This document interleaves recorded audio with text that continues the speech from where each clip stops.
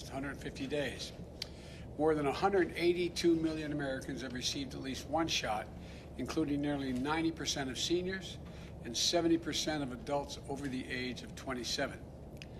By the end of this week, we'll have reached the mark of 160 million fully vaccinated Americans, and that's a goal I set in March that I'm thrilled we're going to hit just a few days after July the 4th. So, we will have 160 million fully vaccinated Americans, up from roughly 3 million when we took office 5 months ago. We see why it matters. COVID-19 cases and deaths are down by 90% since January. Millions of fully vaccinated Americans are getting back to living their lives as they did before. Businesses are reopening and hiring and rehiring. And projected economic growth is the highest it's been. Projected growth is the highest it's been in 4 decades. And the bottom line is the virus is on the run and America is coming back. We're coming back together.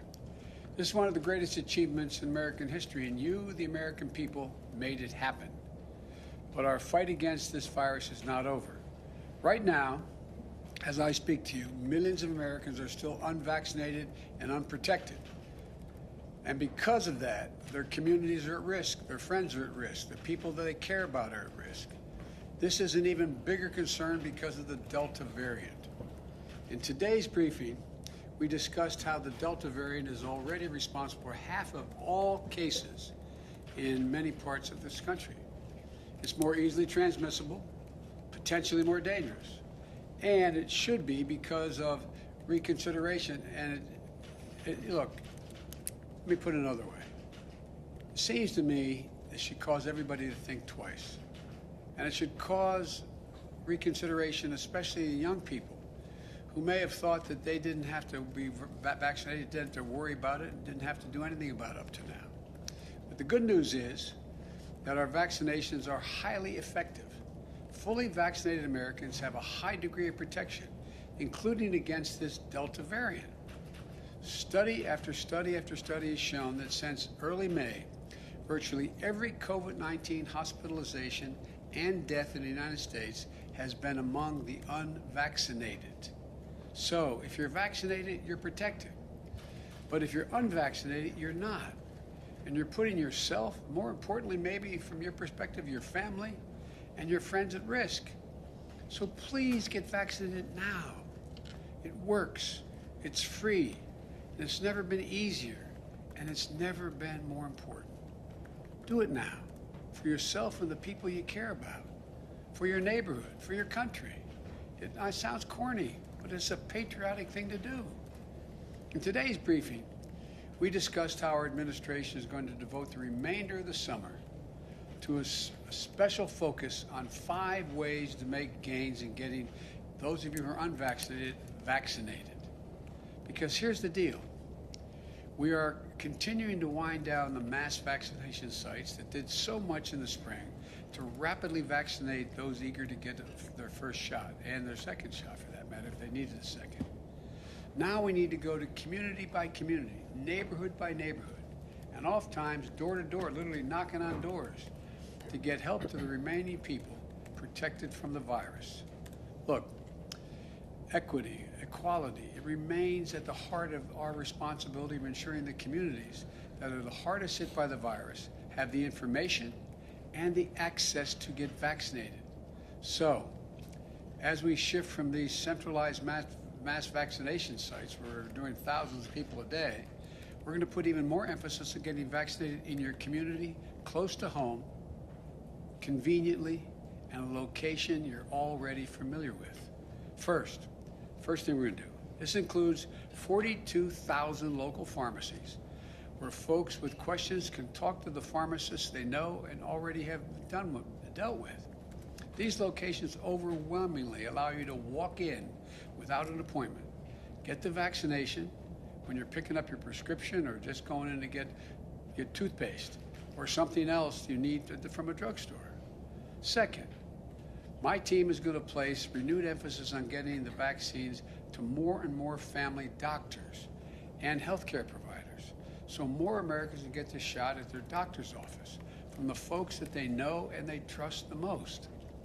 Third thing we're going to do, we're going to step up efforts to get vaccines to your family doctors and other doctors who serve younger people, so that adolescents ages 12 to 18 can get vaccinated, and as they go for back-to-school checkups or getting ready for the physicals they need for fall sports. Fourth, we're also intensifying our efforts to meet people where they are, outside of their neighborhoods, pharmacies, and doctor's office. This includes continuing to work with employers to make vaccination shots available at work, on a work site if possible, or give their employees paid time off to get vaccinated in a nearby facility. And fifth and finally, we're sending out more mobile clinic units out there to help people at special events, summer festivals, sporting events, as well as places of worship wherever we can find people gathered. In addition to these initiatives to continue to vaccinate the unvaccinated, we're stepping up our preparations to respond to the outbreaks we're going to see among the unvaccinated. For that, we're mobilizing what I'm calling COVID-19 surge response teams. These teams are made up of experts from FEMA, the Federal Emergency Management Agency, CDC, the Center for Disease Control and Prevention, and elsewhere across our government, other groups. And they're going to help states that have particular problems prevent, detect, and respond to the spread of the Delta variant among unvaccinated people in communities with low vaccination rates. And some states have very low vaccination rates.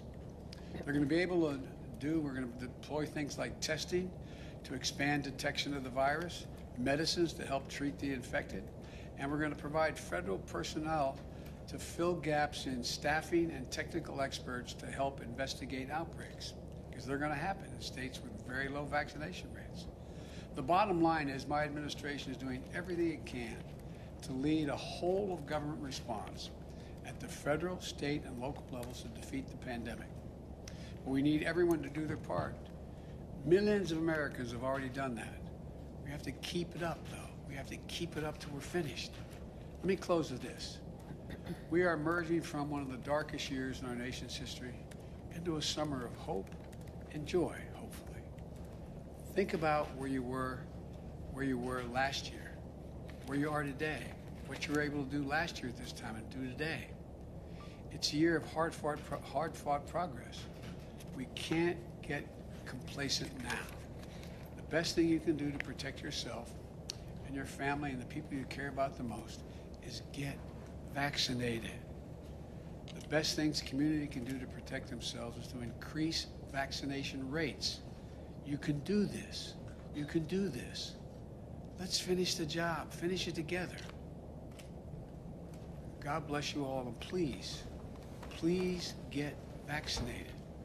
It makes a big difference. As I said, it's a patriotic thing to do. May God protect our troops. Thank you. Mr. President, on the latest ransomware attack, can you tell us if you believe that rises to the level of U.S. retaliation? I can tell you a couple things. I received an update from a national security team this morning.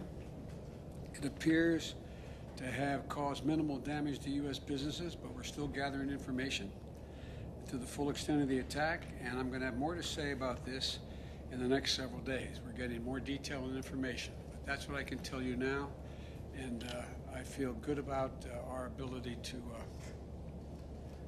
Mr. President, is Putin testing you, sir? Mr. President, you speak twice about the Delta variant. What did you mean by that? Would you reconsider your airstrike policy? Okay.